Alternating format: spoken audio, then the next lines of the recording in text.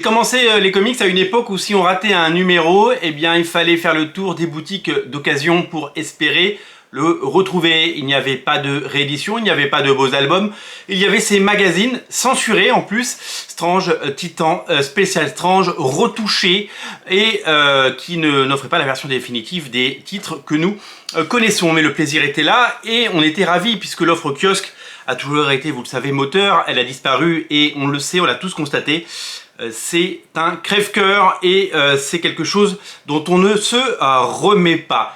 Aujourd'hui, le monde a changé, le monde des comics également. Les comics sont beaucoup plus visibles grâce au cinéma, grâce à la télévision et aux séries. Et il y a une offre complètement folle pour un si petit marché, plus de 80 titres tous les mois, avec toujours plus d'éditeurs, toujours plus de titres et toujours plus de choix.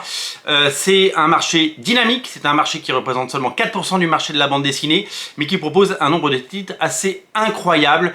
Le marché est clairement inondé, on ne peut absolument pas tout prendre, personne ne peut tout lire.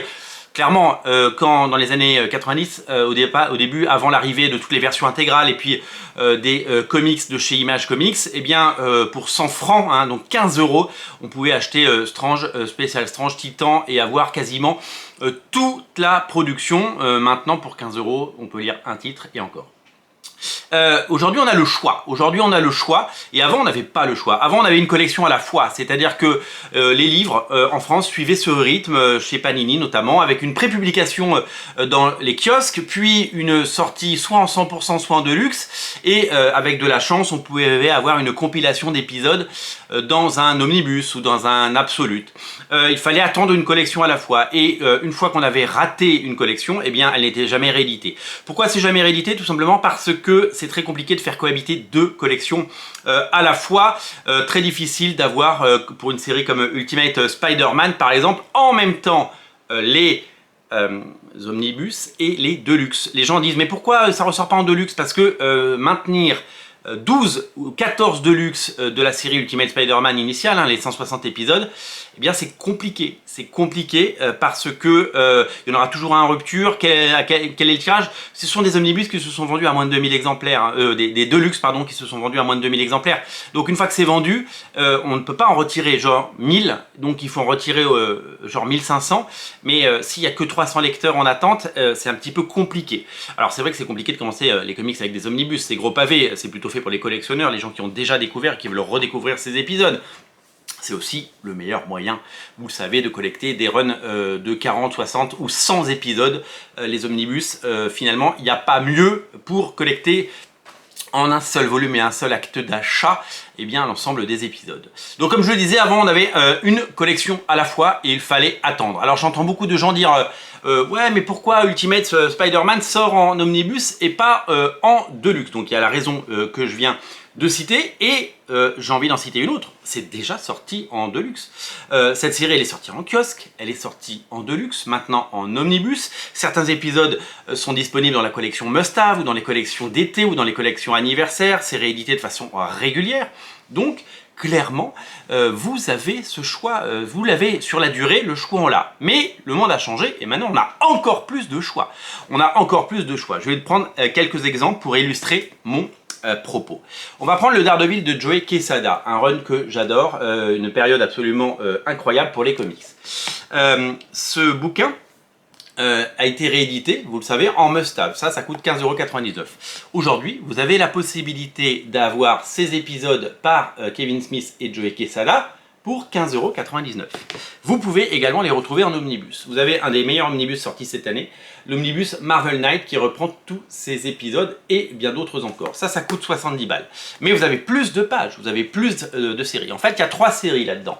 Il y a Sous l'aile du diable, il y a la série avec Echo, Tranche de vide, et il y a Daredevil Phaser. Vous retrouvez tous ces épisodes dans l'omnibus.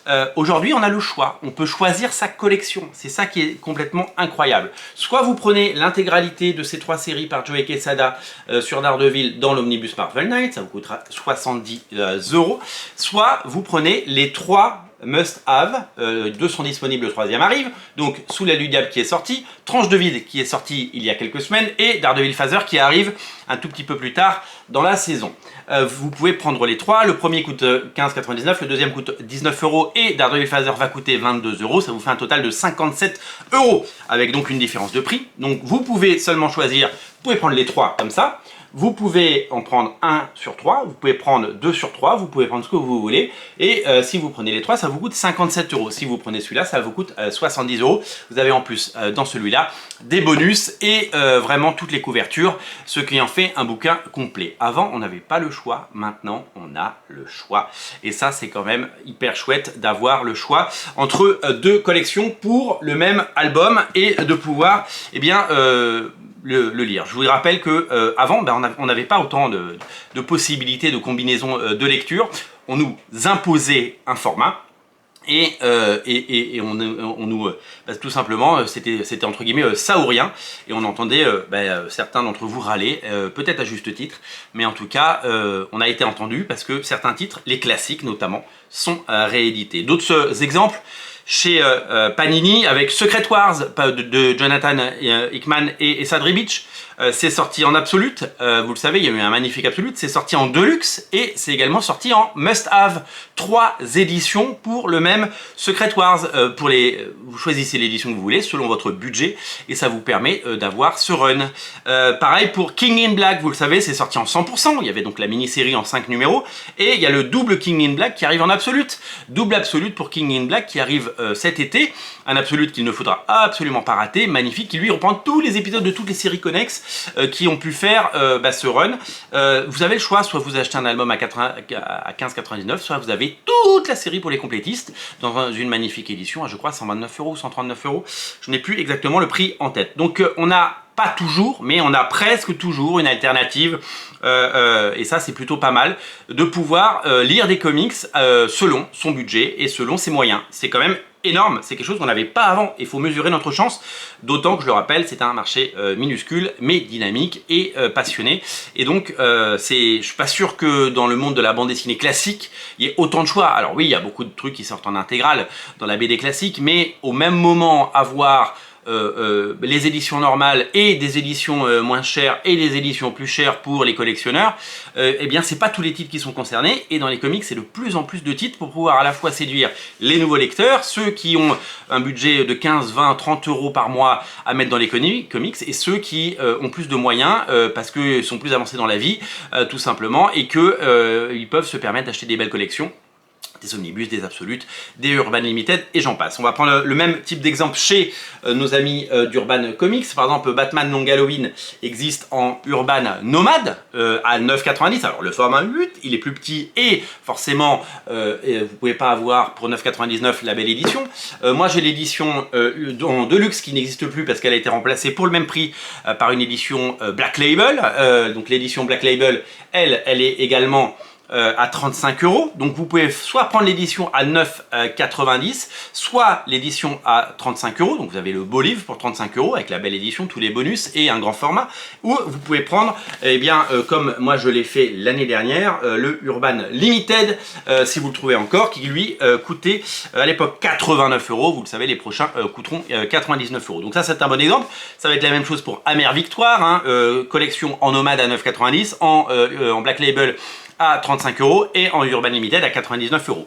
En gros, tous les titres de la collection Nomade, qui sont tous des très grands classiques de chez DC Comics, je pense à All Star Superman, Amère Victoire dont on vient de parler, Watchmen, V pour Vendetta, Batman White Knight, La Cour des Hiboux, mais aussi des trucs comme Fables ou Transmet, eh bien ces bouquins sont disponibles à petit prix, hein, Killing Joke par exemple, certains ne coûtent que 4,99 € ou 5,90 €, ça monte jusqu'à 9,90 € pour ceux qui ont le plus de pages, et vous pouvez prendre soit l'édition entre guillemets pas cher, qui est parfaite pour débuter sa collection ou compléter sa collection. J'ai vu plein de commentaires de gens qui étaient passés à côté de All Star Superman, qui l'ont découvert au format Urban Nomade. Soit vous pouvez prendre la belle édition qui coûte autour de 30 €, entre 30 et 40 €, et là vous avez le beau livre pour une belle collection, vous avez le choix. Et comme il y a déjà une quarantaine de titres Urban Nomade disponibles, et vous pouvez clairement vous faire une collection et sans trop vous ruiner. Pendant longtemps on n'avait pas le choix, choix, on avait juste une édition, maintenant on a le choix, et ça permet d'ouvrir le marché, parce qu'on le sait, certaines collections Urban Nomad se vendent à plusieurs milliers d'exemplaires, donc c'est autant de personnes qui avant n'achetaient pas de comics, et donc c'est bien que ça cohabite, c'est bien que les deux existent, et c'est bien d'avoir ce choix. Il y a d'autres exemples évidemment chez Urban Comics, je pense à Descender, la série de Lemire et de Steve Nguyen. Cette série Descender, magnifique série, eh bien, elle est disponible en album Urban Indies, et puis elle est disponible en intégrale chez Urban. Ça fait des très beaux albums. Pareil pour Lazarus. On a quand même la chance d'avoir Lazarus au format comics, donc qui a commencé chez Glénat Comics et qui se poursuit avec le tome 8 chez Urban Comics. Et on a la chance d'avoir ces intégrales qui viennent d'arriver chez Urban. Magnifique intégrale, grand format. C'est quand même étonnant d'avoir autant de combinaisons possibles et de choix possibles. Et une nouvelle fois, mesurons notre chance.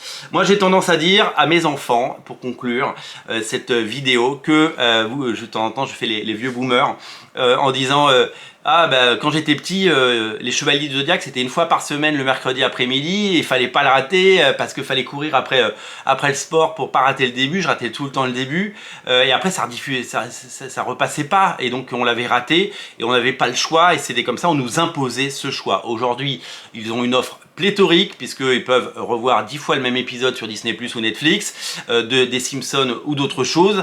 Ils ont un choix absolument hallucinant. Nous nous imposer sur 2 ou 3 chaînes des programmes à heure fixe. Eux, ils ont tout disponible tout de suite maintenant en cliquant 2 fois, donc c'est parfait, hein, je ne critique absolument pas ça, je suis juste ravi pour eux, et je suis ravi pour moi parce que j'en profite aussi.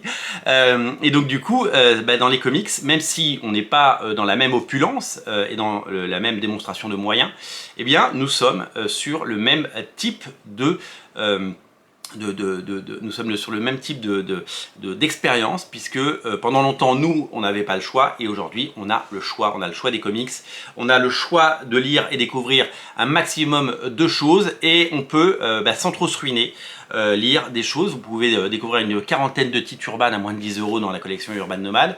Vous pouvez découvrir énormément de titres dans la collection Must Have chez Panini à moins de 20 €. Il y a vraiment énormément de possibilités, et si vous aimez les belles éditions, et si vous aimez avoir des collections, et si vous construisez une collection pour l'avenir, pour avoir de belles étagères et pour avoir tous les classiques dans la plus belle édition, et c'est quelque chose que j'aime bien faire, pas sur tous les titres parce que c'est impossible, mais sur un maximum de titres, eh bien c'est possible grâce au choix qui nous est offert. Voilà, tout ça pour vous dire que ce marché dynamique, en souffrance, qui parfois bat de l'aile, et qui peut être frustrant parce que on aimerait que les comics soient plus populaires et on aimerait que la qualité de certains titres soit lue par le plus grand nombre, eh bien il faut quand même se réjouir, parce que les éditeurs font preuve d'une imagination folle pour séduire des nouveaux lecteurs, pour essayer de capitaliser. De temps en temps, même les Tortues Ninja, quand on y pense, même les Tortues Ninja qui est une série qui n'a pas bien marché chez iComics, qui a pourtant été portée et soutenue par son éditeur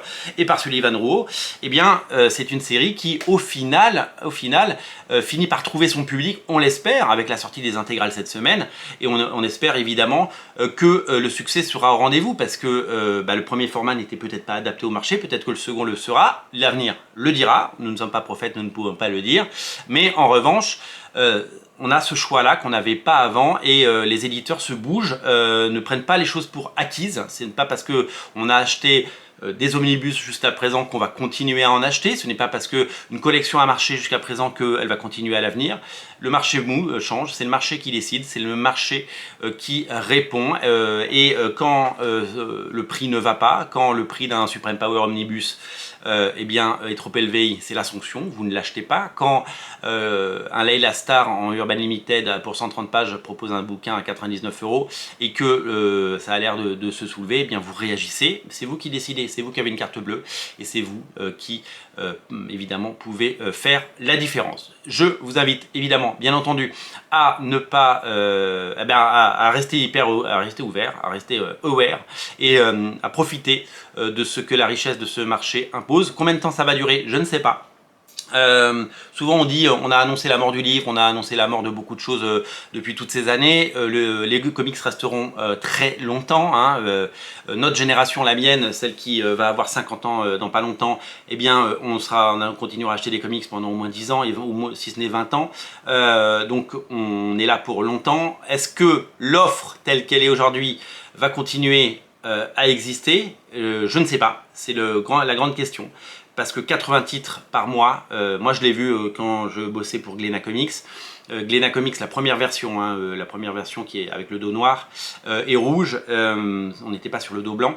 Tout ce qu'on a pu proposer à l'époque, il y a très peu de titres qui ont fonctionné et puis au bout d'un moment, Glénat a lâché l'éponge. Enfin, même s'ils ont essayé une seconde fois et qu'ils ont jeté l'éponge une seconde fois, eh bien tous ces éditeurs, tous ces nouveaux entrants, que ce soit 404 Comics, que ce soit Black River, que ce soit iComics, hein, qui est un survivant, on peut le dire, hein, même si c'est porté par un grand groupe éditorial. Le grand groupe éditorial, si au bout de quelques années ça prend toujours pas, au bout d'un moment ils peuvent lâcher l'affaire tout simplement et se diriger vers quelque chose de beaucoup plus porteur. Donc combien de temps ça va durer? Eh bien à vous de nous le dire. Et puis je vous invite vraiment à continuer à soutenir vos libraires indépendants, surtout en ces périodes de grande crise.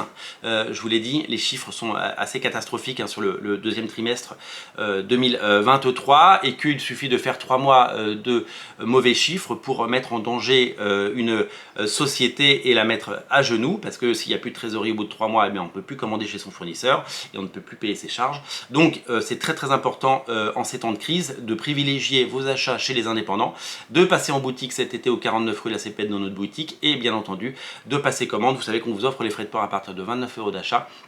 Et ça, c'est quelque chose qu'on va maintenir le plus longtemps possible pour pouvoir vous offrir eh bien, la disponibilité des comics partout en France. On compte sur vous pour soutenir et découvrir tous les titres qu'on vous propose. Salut!